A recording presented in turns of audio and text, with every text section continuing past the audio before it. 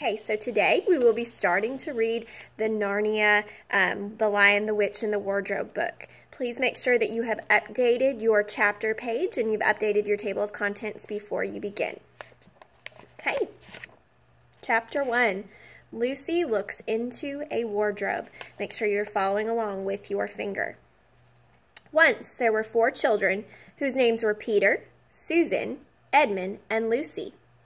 This story is about something that happened to them when they were sent away from London during the war because of the air raids.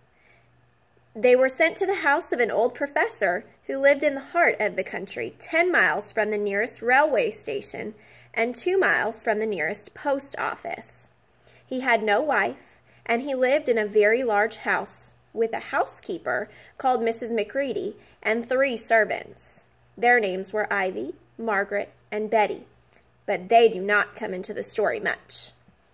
He himself was a very old man, with shaggy white hair which grew over most of his face as well as on his head, and they liked him almost at once. But on the first evening, when he came out to meet them at the front door, he was so odd-looking that Lucy, who was the youngest, was a little afraid of him, and Edmund, who was the next to youngest, wanted to laugh and had to keep on pretending he was blowing his nose to hide it. As soon as they said good night to the professor and gone upstairs on the first night, the boys came into the girls' room and they all talked it over. "We've fallen on our feet, and no mistake," said Peter.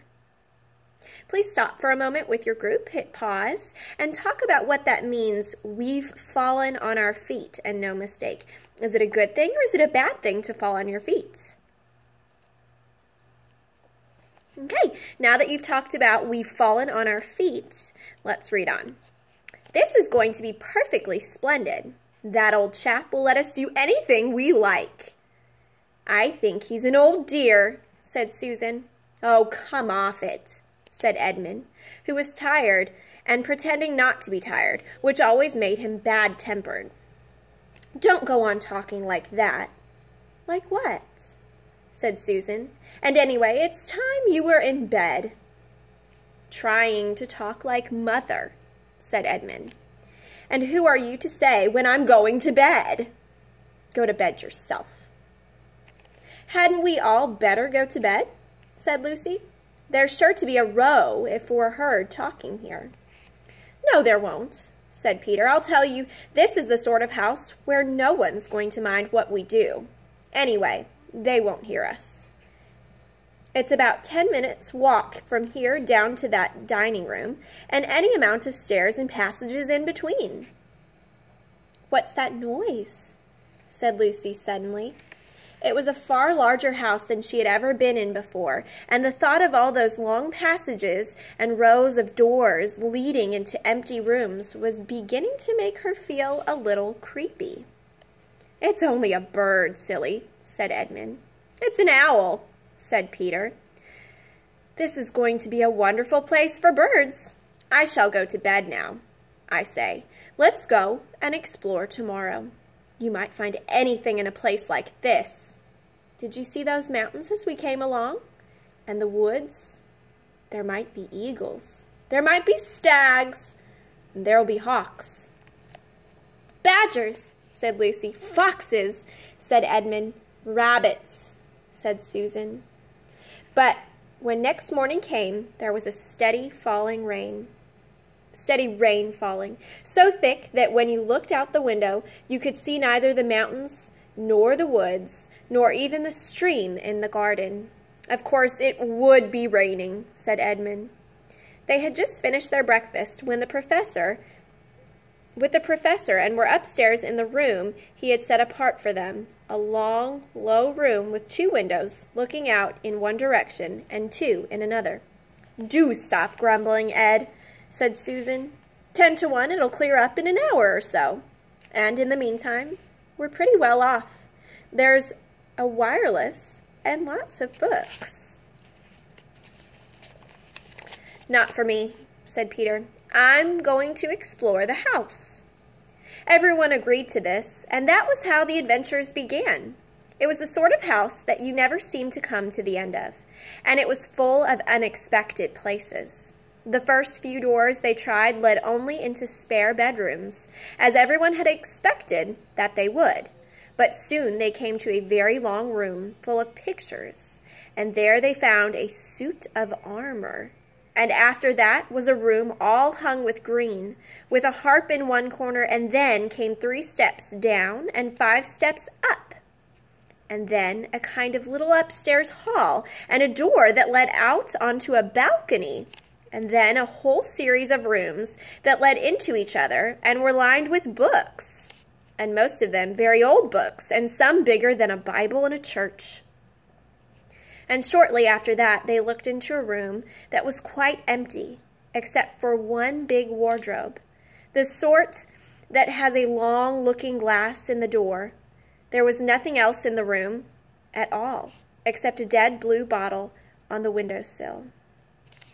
"Nothing there," said Peter, and they all trooped out again, all except Lucy. She stayed behind because the thought it would be worthwhile trying the door of the wardrobe, even though she almost felt sure it would be locked. To her surprise, it opened quite easily, and two mothballs dropped out.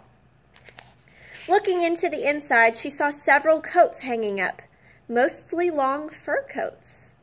There was nothing Lucy liked so much as the smell and feel of fur. She immediately stepped into the wardrobe and got in among the coats and rubbed her face against them, leaving the door open, of course, because she knew that it was very foolish to shut oneself into any wardrobe. Soon she went further in and found that there was a second row of coats hanging up behind the first one. It was almost quite dark in there, and she kept her arms stretched out in front of her so as not to bump her face into the back of the wardrobe. She took a step further in, and 2 or 3 steps, always expecting to feel woodwork against the tips of her fingers, but she could not feel it. "This must be a simply enormous wardrobe," thought Lucy, going still further in and pushing the soft folds of the coats aside to make room for her. Then she noticed that there was something crunching under her feet. "I wonder, is that more mothballs?" she thought, stooping down to feel it with her hand. But instead of feeling the hard, smooth wood of the floor of the wardrobe, she felt something soft and powdery and extremely cold. "This is very queer," she said, and went on a step or 2 further. Next moment, she found that was rubbing against her face and hands was no longer soft fur, but something hard and rough and even prickly. "Why, it is just like branches of trees," exclaimed Lucy. And then she saw that there was a light ahead of her, not a few inches away where the back of the wardrobe ought to have been, but a long way off. Something cold and soft was falling on her. A moment later, she found that she was standing in the middle of a wood at nighttime, with snow under her feet and snowflakes falling through the air. Lucy felt a little frightened, but she felt very inquisitive and excited as well. Please stop and hit pause and look at that word inquisitive. That is one of your vocabulary words. I would like for you to define it. Please use the dictionary if you need. Okay, let's continue reading now that you have looked up the word inquisitive. She looked back over her shoulder, and there, between the dark tree trunks, she could still see the open doorway of the wardrobe, and even catch a glimpse of the empty room from which she had set out. Please stop and discuss the word glimpse. That is one of your vocabulary words. Okay, now that you've discovered the word glimpse, we'll continue reading on. She had, of course, left the door open, for she knew that it was a very silly thing to shut oneself into a wardrobe. It seemed to be still daylight there. "I can always get back if anything goes wrong," thought Lucy. She began to walk forward, crunch, crunch, over the snow and through the wood toward the other light. In about 10 minutes, she reached it and found it was a lamp-post. As she stood looking at it, wondering why there was a lamp-post in the middle of a wood and wondering what to do next, she heard a pitter-patter of feet coming toward her. Soon after that, a very strange person stepped out from among the trees into the light of the lamp-post. He was only a little taller than Lucy herself, and he carried over his head an umbrella, white with snow. From the waist upward, he was like a man, but his legs were shaped like a goat's. The hair on them was glossy black, and instead of feet, he had goat's hoofs. He also had a tail, but Lucy did not notice this at first, because it was neatly caught up over the arm that held the umbrella so as to keep it from trailing the snow. He had a red woolen muffler round his neck, and his skin was rather reddish, too. He had a strange but pleasant little face, with a short pointed beard and curly hair. And out of the hair there stuck two horns,